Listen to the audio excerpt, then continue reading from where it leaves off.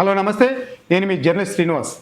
తెలంగాణ ముఖ్యమంత్రి రేవంత్ రెడ్డి తన రాజకీయ గురువు సనీత పత్రికను అడ్డం పెట్టుకొని క్యాబినెట్లో సీనియర్ మంత్రుల వ్యక్తిత్వ హననానికి పాల్పడుతూ వార్తా కథనాలు, టీవీల్లో స్టోరీలు వేయిస్తున్నారంటూ మంత్రులు మండిపడుతున్నారు. దీంతో ఈ విషయం ఇటు ఎమ్మెల్యేలోనూ ప్రజల్లోనూ హాట్ టాపిక్గా మారింది. అసలు మంత్రుల ఆగ్రహానికి కారణం ఏమిటి? ఎమ్మెల్యేలో ఈ చర్చ దేనికి తీవ్రతరమైంది అంటే, ముఖ్యమంత్రి సనీత పత్రిక ఆంధ్రజ్యోతి ఎండి వేమూరు రాధాకృష్ణ తన వీకెండ్ కామెంట్ కార్యక్రమంలో సీనియర్ మంత్రులపై కొన్ని అభ్యంతరకరమైన వ్యాఖ్యలు చేశారు. మంత్రులు సర్వస్వతంత్రులైపోయారు, కలెక్టర్లకు నేరుగా ఫోన్ చేస్తూ మర్యాద లేకుండా ఇతర శాఖలకు సంబంధించి ఆదేశాలు జారీ చేస్తున్నారు, కొంతమంది మంత్రులైతే మహిళా అధికారులను ఇంట్లోకి పిలిపించుకుంటున్నారు అంటూ రాష్ట్రానికి ముఖ్యమంత్రి ఒక్కరే ఉండాలన్న అంశాన్ని విస్మరించి ఎవరికి వారు ముఖ్యమంత్రిగా ఫీల్ అవుతున్నారంటూ సీఎం రేవంత్ రెడ్డిని వెనకేసుకు వస్తూ మంత్రులను అవమానపరుస్తూ ఏబిఎన్ రాధాకృష్ణ కామెంట్ చేశారు.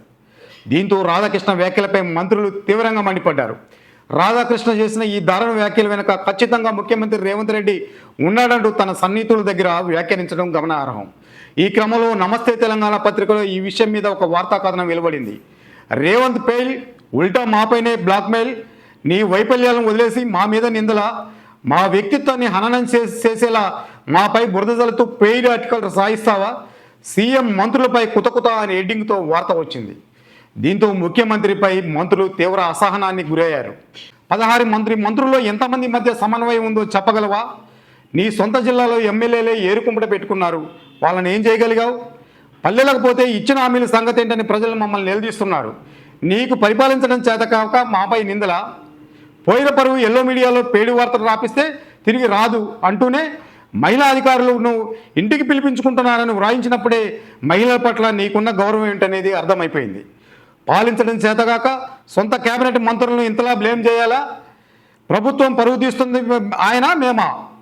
మంత్రులు మహిళా అధికారుల వ్యక్తిత్వాన్ని కించపరుస్తూ ఈ రాతలు ఏంటని మంత్రులు మండిపడుతున్నారంటూ నమస్తే తెలంగాణ పత్రిక రాసుకొచ్చింది.